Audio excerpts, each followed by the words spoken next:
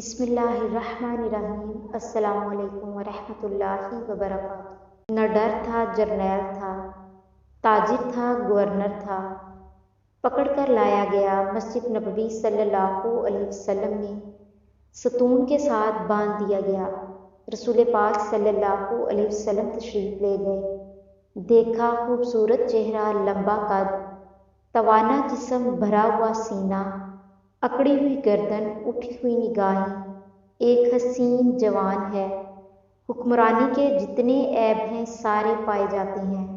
سرکار دو عالم صلی اللہ علیہ وسلم آگے بڑھے، فرمایا ثمامہ کیسے ہو؟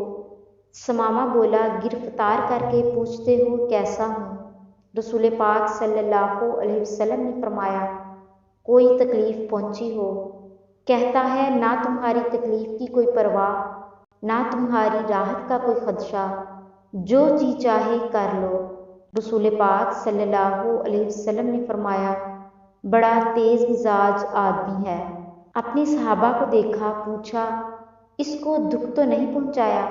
عرض کرتے ہیں یا رسول اللہ صلی اللہ علیہ وسلم گرفتار ہی کیا ہے، دکھ کوئی نہیں پہنچایا۔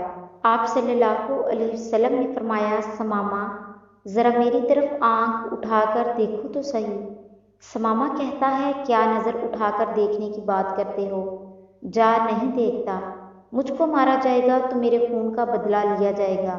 حضرت عمر فاروق رضی اللہ تعالی عنہ کی پیشانی سلوٹوں سے بھر گئی، تلوار کے میان پر ہاتھ تڑپنے لگا، لیکن رحمت للعالمین صلی اللہ علیہ وسلم کے ہونٹوں پر مسکراہٹ ہے۔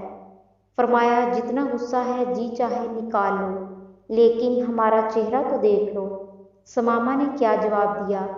اس نے مدینے والے کو دیکھا ہی نہیں تھا۔ اس نے کہا تمہارا چہرہ کیا دیکھوں، کائنات میں تجھ سے بدصورت کوئی نہیں۔ یہ ہے وہ پیغمبر رحمت للعالمین صلی اللہ علیہ وسلم جن کے نقش قدم پر ہم نے چلنا ہے۔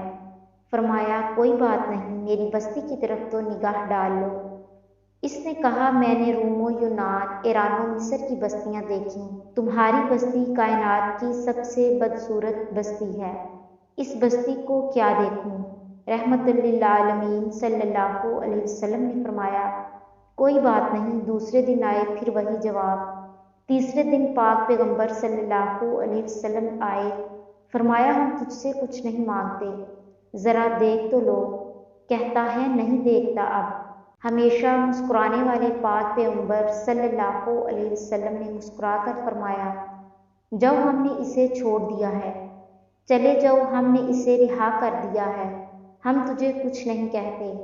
جاؤ اپنے صحابہ کرام کو جن کی تلواریں ثمامہ کی گردن کاٹنے کے لیے بے تاب تھیں، ان سے فرمایا بڑا آدمی ہے، عزت کے ساتھ لے کر جاؤ، اس کو مدینہ سے رخصت کر دو۔